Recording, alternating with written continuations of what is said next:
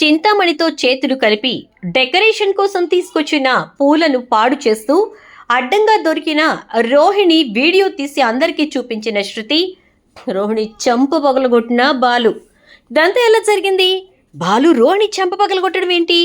మరి శృతికి రోహిణి ఏ విధంగా అడ్డంగా దొరికింది? శృతి ఆ వీడియోని ఎప్పుడు చూపించింది? మరి మీనా పూలన్నీ రోహిణి పాడు చేస్తే మరి డెకరేషన్కి ఏ పూలతో మీనా డెకరేట్ చేసింది? ఇదంతా కూడా వీడియో ద్వారా చూసేద్దాం. ఎక్కడ స్కిప్ చేయకండి, చివరి వరకు చూడండి, పూర్తిగా మీకు అర్థమవుతుంది. వీడియోని లైక్ చేయడం, షేర్ చేయడం మర్చిపోకండి. మీ లైక్, షేర్ మాకు మంచి సపోర్ట్, ఇంకా ఎంకరేజింగ్గా ఉంటుంది. ఇక మొత్తం మీద చూసుకున్నట్లయితే కనుక రోహిణి అయితే ఇటు బాలు, మీనా ఇద్దరూ కలిసి 30 లక్షలు తీసుకొస్తే ఇక అంతే సంగతులు. ముందు దాంట్లోంచి 27 లక్షలు తీసేసుకుంటారు అని చెప్పేసి ఆలోచించి చాలా జాగ్రత్తగా ప్లాన్ చేసి గుణకు అప్పచెప్పింది. ఇక అలా గుణ అయితే ఆ డబ్బులు రికవర్ చేస్తానని చెప్తాడు. ఈలోపు మీనా, బాలు ఇద్దరూ కూడా ఇక్కడ సీరియల్ యాక్టర్ వాళ్ళ చెల్లెలు పెళ్లికి కావాల్సినటువంటి డెకరేషన్కి సంబంధించినటువంటి పనుల మీద బిజీగా ఉంటారు. ఎలా డెకరేట్ చేయాలి, మంటపానికి ఏ పూలు ఎక్కడ డిజైన్ చేయాలి, అలాగే ఏ పూలు ఎన్ని వాడాలి, ఇలా అన్నీ కూడా కూర్చుని లెక్కలు వేసుకుంటూ ఇక తనైతే మోడల్ తయారు చేసి తీసుకెళ్ళి ఇక సీరియల్ ఆర్టిస్ట్కి చూపించేసరికి వాళ్ళ చెల్లెలు చూసి చాలా ఇంప్రెస్ అయిపోతుంది. మీనా, నిజంగా ఇక్కడ నువ్వు ఎలా ఇచ్చావో అలాగే కనుక డిజైన్ చేసావంటే ఎక్సలెంట్గా ఉంటుంది తెలుసా. ఇప్పటి వరకు ఎవ్వరి పెళ్లిలోనూ లేని విధంగా ఉంది డిజైన్ అని చెప్పని అంటూ, నువ్వు డిజైనింగ్ నేర్చుకున్నావా ఎక్కడైనా అని చెప్పనంటే, లేదండి, నాకు చిన్నప్పటి నుంచి పూలల్లోనే పుట్టి పెరిగాను కదా, అందుకే వీటి మీద మమకారం ఎక్కువ. ఈ పూలను చూసినప్పుడల్లా నాకు వీటితో ఏదో ఒకటి, అవే ప్రకృతికి అందాన్ని ఇస్తే వీటిని ఇంకా అందంగా తీర్చిదిద్దాలి అని చెప్పి ఇష్టంగా ఉంటుంది. అందుకోసమే వాటిని ఈ రకంగా నేను డిజైన్ చేశాను అని అంటుంది. చాలా బాగుంది తెలుసా మీనా. సరే అయితే నువ్వు వద్దన్నా సరే అడ్వాన్స్ ఇవ్వాలని డిసైడ్ అయ్యాను. ఎందుకంటే నువ్వు వాడుతున్న టులిప్స్ ఏంటి, ఇంకా వేరే ఫ్లవర్స్ కూడా బయట కంట్రీస్ నుంచి తెప్పించాల్సినవి ఉన్నాయి కదా కొన్ని, అందుకోసమే నేను ఇలా అనుకుంటున్నాను. ఏమీ అనుకోకు, నువ్వైతే అడ్వాన్స్ వద్దన్నావని అన్నయ్య చెప్పాడు, కానీ నేనైతే ఇవ్వాల్సిందే అనుకుంటున్నాను, ఇస్తున్నాను, ఓకేనా. ఫోన్పే నెంబర్ అని అంటే మా వారి నెంబర్ అని చెప్పని అంటుంది. అదేంటి, నీకు ఫోన్పే లేదా అని అంటే, ఉంటుందేమో నాకు తెలియదు, కానీ నాది ఇదిగోండి ఇదే ఫోన్, ఇందులో ఫోన్పే వేసుకోవటం అవ్వదు కదా అని చెప్పని అనగానే, అదేంటి నీకు పెద్ద ఫోన్ లేదా, మరి పెద్ద ఫోన్ లేకుండా నువ్వు ఇన్ని డిజైన్స్ ఎలా చేస్తున్నావు అని అడిగితే, మా వారు ఇంటికి వస్తారు కదా, వచ్చిన తర్వాత కూర్చుని ఒక్కొక్కటిగా నాకు తెలిసిన విధంగా సెర్చ్ చేసి తెలుసుకుంటూ ఉంటాను అంటుంది. అయితే ఫస్ట్లో నీకు అడ్వాన్స్ కాదు ఇవ్వాల్సింది, ఒక ఆండ్రాయిడ్ ఫోన్ అని చెప్పని అంటే, మా వారు నాకు కొనిపెట్టలేక నేను ఆండ్రాయిడ్ ఫోన్ వాడట్లేదు అనుకుంటున్నారా? ఆయన కంటే ఎక్కువగా ఉండాలనేది నా కోరిక కాదు ఫస్ట్లీ. రెండోది, ఫోన్ అనేది నాకు ఎదుటి వాళ్ళతో మాట్లాడడం కోసం ఒకటి ఉంటే చాలు తప్ప అందులోనే మునిగిపోవటం నాకు ఇష్టం ఉండదు. అందుకోసమే నేను అలాంటి ఫోన్ కొనుక్కోలేదు. ఆ డబ్బులుంటే మా ఆయనకి ఒక ఈఎంఐ కట్టుకుంటాను అని అంటుంది.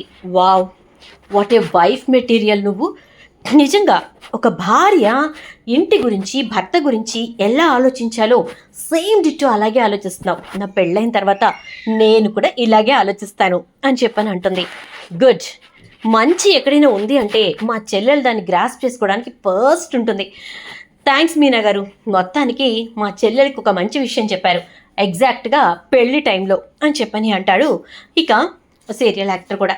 ఇలా మొత్తం మీద మీనా అక్కడి నుంచి వచ్చేసిన తర్వాత ఇక ఆ పూలన్నీ కూడా కొనాలి అని చెప్పేసి ఆలోచిస్తూ బయటకు వచ్చేసరికి అక్కడ చింతామణి నుంచొని మీనాతోటి మళ్ళీ గొడవ పడేసరికి, చూడు, నీ గురించి నాకు అనవసరం, నా గురించి నీకు అనవసరం, నీ పని నువ్వు చేసుకో, నా పని నేను చేసుకుంటా, దయచేసి నువ్వు మాత్రం అనవసరంగా నన్ను ఇబ్బంది పెట్టకు అని చెప్పేసి అనేసరికి, ఇక అప్పుడు పెట్టి తీరుతాను, నిన్ను ఎలా లాక్ చేయాలో నాకు బాగా తెలుసు అని చెప్పేసి చింతామణి వెళ్ళిపోతుంది. ఇక ఇంటికి వచ్చిన తర్వాత బాలుతోటి మీనా చింతామణి గురించి చెప్తూ ఉంటుంది. ఎక్కడికి వెళ్తే అక్కడికి వస్తుంది, ఎక్కడంటే అక్కడ నన్ను అనవసరంగా ఇబ్బంది పెడుతుంది అని చెప్పని మాట్లాడేసరికి, అవునా, ఆ చింతామణికి వేరే పనేమి లేదా ఏంటి అని చెప్పేసి అంటాడు బాలు. అయితే నాకు అదే అర్థం కావట్లేదు, ఇప్పుడు తనకి ఆర్డర్ ఇచ్చినట్టయితే తను పని చేసుకుంటే అందం, అంతేకాని వాళ్ళు ఆర్డర్ ఇవ్వకపోతే మనమేం చేస్తామండి? అసలు అనవసరంగా మన జోలికి ఎందుకు వస్తుందో అర్థం కావట్లేదు, మాటి మాటికి నాతో ఎందుకు గొడవ పెట్టుకుంటుందో తెలియట్లేదు అని చెప్పేసేసి అంటుంది. దాంతో ఇక బాలు అయితే సరే వదిలేసేయ్, ఇప్పుడు ఆవిడ గురించి మనకెందుకు అనగానే, చింతామణి ఎవరు ఈ కొత్త క్యారెక్టర్? మీనాకి తనకి రైవలరీ ఉందా అని ఆలోచిస్తూ ఎంక్వైరీ చేద్దాం అని చెప్పి ఇకప్పుడు చింతామణి గురించి ఎంక్వైరీ చేసి చింతామణిని కలుస్తుంది రోహిణి.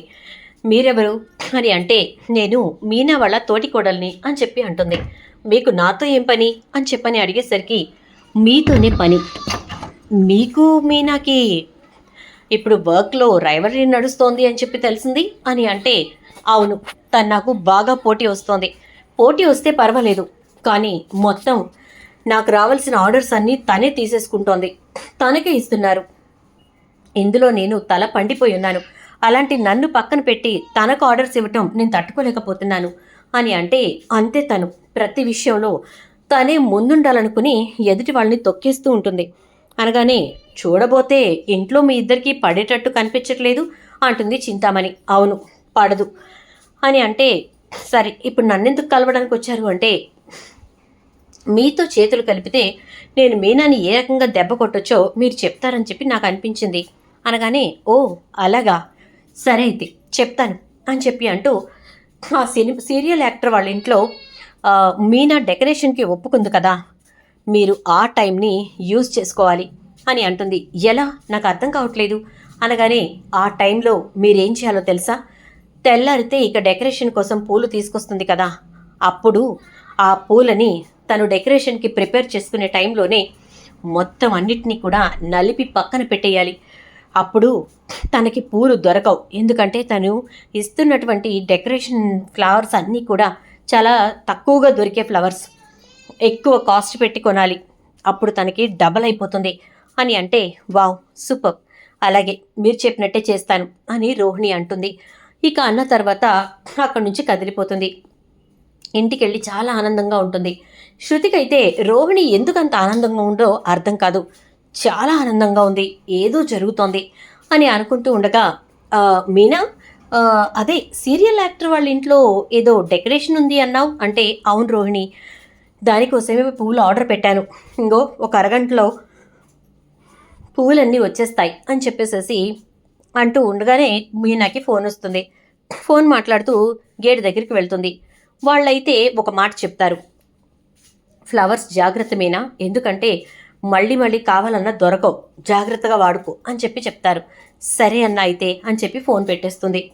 ఇక తరువాత కాసేపటికే పువ్వులన్నీ కూడా ఒక ఆటోలో తీసుకొచ్చి అక్కడ పెడతారు. ఇక అవన్నీ చూసి చాలా సంతోషపడిపోతుంది మీనా.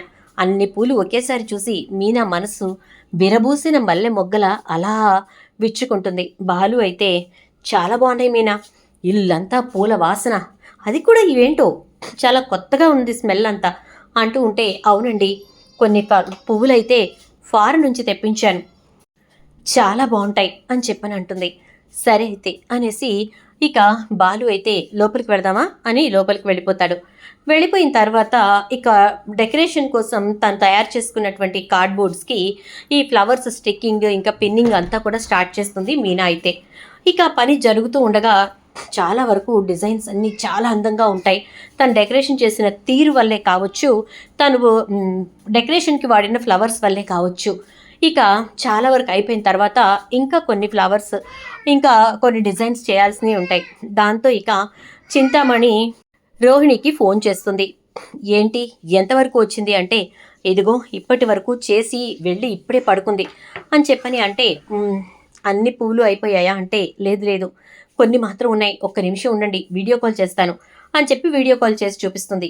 ఇవే అస్సలు దొరకని పూలు, ఈ పువ్వులని మాత్రం ఎట్టి పరిస్థితుల్లో మీనా డెకరేట్ చేయకుండా చూడండి, ఎందుకంటే వీటి కోసమే వాళ్ళు ఈ ఆర్డర్ని చాలా చక్కగా వీళ్ళ చేతిలో పెట్టారు, ఇవి గనక అక్కడ లేకపోతే ఖచ్చితంగా ఎందుకు ఈ ఆర్డర్ ఇచ్చామా అని చెప్పి వాళ్ళు కూడా నెగిటివిటీ స్ప్రెడ్ చేస్తారు అని అంటుంది. ఓకే అయితే మీరు పెట్టేయండి ఫోన్ అని చెప్పేసి ఇక మీనా అయితే రోహిణి అయితే ఫోన్ పెట్టేస్తుంది.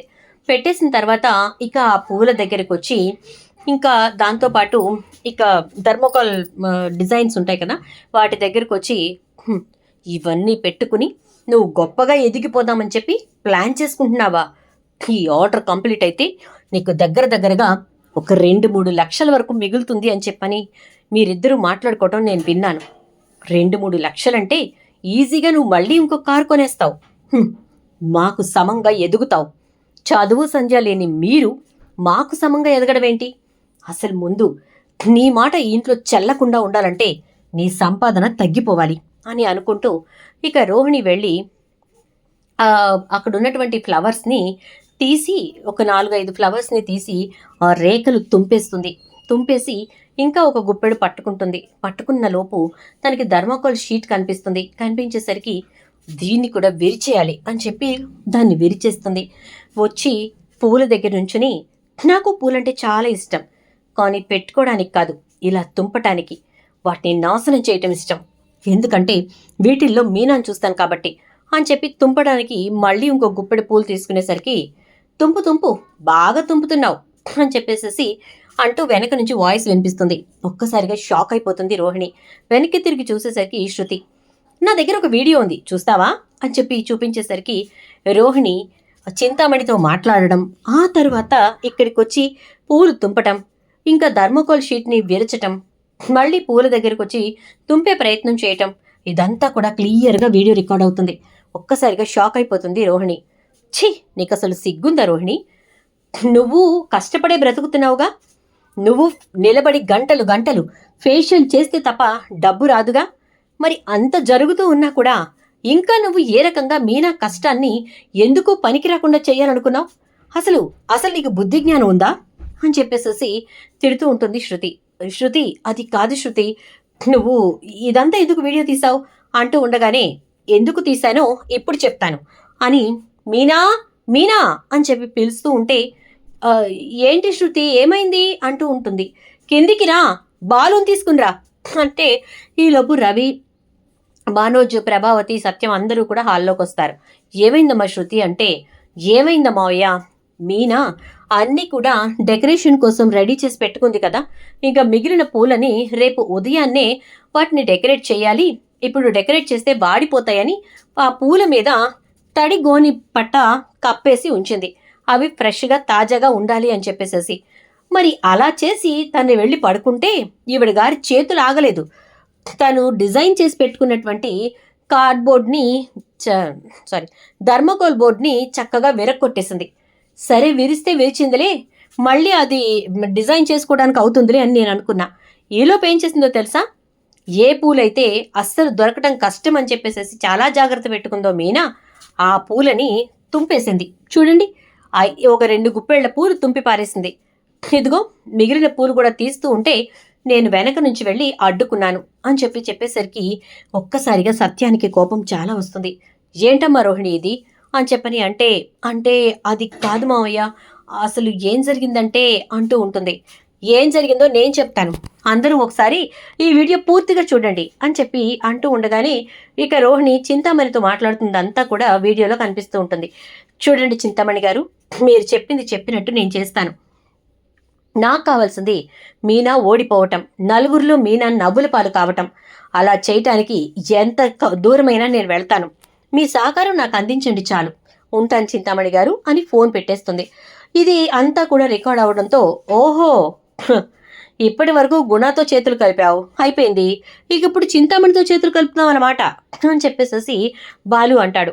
దాంతో ఒక్కసారిగా ఇక మీనా రోహిణి అయితే, బాలు ఏం మాట్లాడుతున్నావు అని అంటే, మరి లేకపోతే నీకా చింతామణితో ఏం మాట్లామ్మా?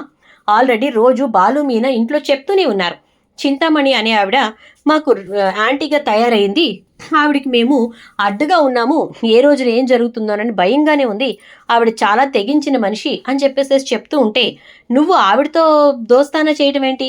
నువ్వు ఆవిడతోటి లాలుల్చి పడడం ఏంటి? ఆవిడతో చేతులు కలిపి ఈ పనులన్నీ చేయడం ఏంటి అని చెప్పేసి ఇక సత్యం అంటాడు. అనేసరికి అది కాదు మావయ్య అని చెప్పేసేసి అంటూ ఉంటుంది. ఈలోపు మనోజ్, నువ్వేంటి రోహిణి వింతగా ప్రవర్తిస్తూ ఉంటావు, వింత రిలేషన్స్ పెట్టుకుంటావు, ఆవిడ మంచిది కాదు అన్నప్పుడు ఆవిడతో నీకెందుకు? అండ్ అలాగే గుణతో కూడా, వాడు మంచోడు కాదు అన్నప్పుడు వాడి దగ్గర ఎందుకు అప్పు తీసుకుంటున్నావు? ఇలా ఎన్నో ప్రశ్నలు నీ గురించి ఉన్నాయి. అంటూ ఉండగానే ఇక బాలు మీరందరూ ఆగండి అని చెప్పి, ఏమమ్మా పార్లర్ అమ్మా, ఏ రోజైనా మీనా నువ్వు పార్లర్కి తీసుకెళ్లే వస్తువులు అంటుకోవడం కానీ వాటికి సంబంధించి ఏదైనా చెడగొట్టడం కానీ పాడు చేయటం కానీ చేసిందా? లేదు కదా. నీ పార్లర్కి వచ్చి నువ్వేం చేస్తున్నావు? నీ పార్లర్లో ఎంతమంది పనిచేస్తున్నారు? ఎంతమంది దగ్గర నువ్వు తిట్లు తింటున్నావు? ఎంతమందితో నువ్వు మాటలు పడుతున్నావు? ఎంతమందికి నువ్వు ఫేషియల్ చేస్తున్నావు, ఐబ్రోస్ చేస్తున్నావు అని చెప్పి ఏ రోజైనా వచ్చి చూసిందా? లేదు కదా. మరి అలాంటప్పుడు మీరెందుకు తన జోలికి వస్తారు? నీకెందుకు మీనా వ్యాపారాల గురించి? తనని యాంటీగా చూస్తున్న వారి దగ్గరికి, తనని శత్రువుగా భావిస్తున్న వాళ్ళ దగ్గరికి నువ్వెళ్ళి చేతులు కలపడం ఏంటి? వాళ్ళతో చేతులు కలిపి ఇంత ఖరీదైనటువంటి పూలని ఇలా నాశనం చేయడం ఏంటి? ఆ థర్మోకాల్ షీట్ ఇరుక్కొట్టడం ఏంటి? ఏంటి రోహిణి ఇదంతా? సారీ, ఏంటి పార్లనమ్మ ఇదంతా అని చెప్పని అంటాడు. అది కాదు బాలు అని చెప్పనంటే, నీకు మీనా మీద కోపం. సరే, అది తీర్చుకోవడానికి ఇది కాదు కదా పద్ధతి. తనే గనక తలుచుకుంటే నువ్వు ఫేషియల్ చేసే క్రీమ్స్లో కానీ లేకపోతే మిక్స్చర్స్లో కానీ ఏ ఉప్పో కారమో వేసిందనుకో, నీ క్లయింట్స్ దగ్గర నీకు ఎలాంటి మాట వస్తుంది? వాళ్ళు నిన్ను మళ్ళీ ఫేషియల్కి పిలుస్తారా? మరి నువ్వు ఇక్కడ చేసిందేంటి అని అంటూ, మీనా థర్మోకాల్ షీట్ ఉందా అంటే, ఉందండి అంటుంది. సరెత్తి డిజైన్ కట్ చేస్తాను, ఈ ఫ్లవర్స్ కూడా డెకరేట్ చేసాయి, ఇక ఉదయం దాకా పడుకోవాల్సిన అవసరం లేదు, ఆటో రమ్మంటాను, మొత్తం వేసుకుని వెళ్ళి డిజైన్ చేసేద్దాం అని చెప్పని అంటాడు. సరేనండి అని చెప్పని అంటూ ఉంటే, శృతి అయితే ఈ ఫ్లవర్స్ మరి అంటే పర్వాలేదు శృతి, ఆ రేకుల్ని ఎలా వాడాలో అలాగే వాడతానులే అని చెప్పేసేసి ఇక ఆ పువ్వులు మొత్తం డెకరేట్ చేసేసుకుని ఆ రాత్రి తెల్లవారి 3 అవుతుంది మొత్తం అంతే అయ్యేసరికి. ఇక వాటన్నిటిని ఆటోలో ఎక్కించుకొని డైరెక్ట్గా కళ్యాణ మండపానికి వెళ్ళిపోతారు. అక్కడికి వెళ్ళాక చక్కగా అంతా అలంకరించేసరికి ఒక మంచి లుక్ వస్తుంది. ఏ స్పెషల్ ఫ్లవర్స్తో అయితే డిజైన్ వాళ్ళు అడిగారో ఆ స్పెషల్ ఫ్లవర్స్నే కదా రోహిణి పాడు చేయాలనుకుంది. ఆ పెటల్స్ తోటి చాలా మంచి డిజైనింగ్ ఇస్తుంది ఇక మీనా అయితే. అది చూసి ఇది కదా సెంటర్ ఆఫ్ అట్రాక్షన్, అసలు నువ్వు ఇచ్చిన డిజైన్ కంటే ఇక్కడ వేసిన డిజైన్ ఇంకా సూపర్గా ఉంది తెలుసా, పెటల్స్ యూజ్ చేసి దాన్ని ఒక తీరుకు తీసుకొచ్చావు అంటుంది ఇక సీరియల్ యాక్టర్ వాళ్ళ చెల్లెలు. ఇక మీనా చాలా థ్యాంక్స్ మేడం అని చెప్పేసేసి అంటూ ఉంటే, ఓకే అంతా బాగుంది కాబట్టి ఇక నీకు పేమెంట్ ఇవ్వాలి. ఫోన్పే లేదు కదా, నేను ఆడవాళ్ళు చేసేటటువంటి కష్టాన్ని ఎంతగానో గౌరవిస్తాను, అండ్ మీ హస్బెండ్ కూడా నీకు బాగా గౌరవం ఇస్తారు కాబట్టి మీ హస్బెండ్ అకౌంట్కి నేను పంపొచ్చు, బట్ నాకు అది ఇష్టం లేదు. నీ కష్టానికి ప్రతిఫలాన్ని నీ చేతులతో నువ్వు తాకి తీసుకోవాలి, ఇదిగో అమౌంట్ అని చెప్పేసేసి ఇక తనైతే లోపలికి వెళ్ళి 5 లక్షల రూపాయలు తీసుకొచ్చి తన చేతికిస్తుంది. మేడం మనం మాట్లాడుకుంది అని చెప్పని అంటే, ఎస్ మనం మాట్లాడుకుంది కేవలం 3 లక్షలకే అని అనగానే రోహిణి పక్కనే ఉండి చాలా ఆశ్చర్యపోతుంది. 3 లక్షలకు మాట్లాడుకుంటే 2-3 లక్షల లాభం వస్తుంది అని చెప్పి దేని గురించి మాట్లాడింది మీనా అని అంటూ ఉంటే, అవును నువ్వు మాట్లాడింది 3 లక్షలకే, కానీ నువ్వు చేసిన కష్టం, నువ్వు పడుతున్న కష్టానికి నేను ఇస్తున్న విలువిది, తీసుకో.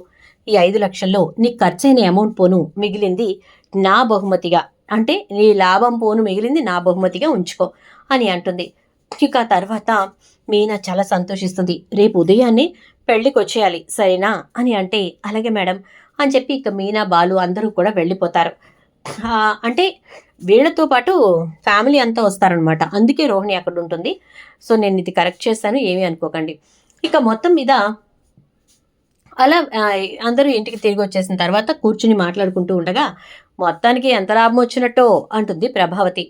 ఏముందమ్మా, పూల ఖర్చు, థర్మోకాల్ షీట్ల ఖర్చు, ఆటో ఖర్చు అన్నీ పోను దగ్గరగా ఒక 1,50,000 వరకు లాభం వచ్చింది. ఆ తర్వాత ఆవిడిచ్చిన డబ్బుల్లో మరో 1,00,000 మిగిలింది అని అనగానే, అవునా అంటే మొత్తం మీద 2.5 లక్ష అంటుంది ప్రభావతి. అవును, ఇంత పెద్ద డిజైన్స్, అందులోనూ ఇంత కాస్ట్లీ ఫ్లవర్స్తో చేసేటప్పుడు ఛార్జ్ కొంచెం ఎక్కువగానే ఉంటుందట. మీనా చెప్పింది, తను రీజనబుల్గానే ప్రైస్ చేసిందట.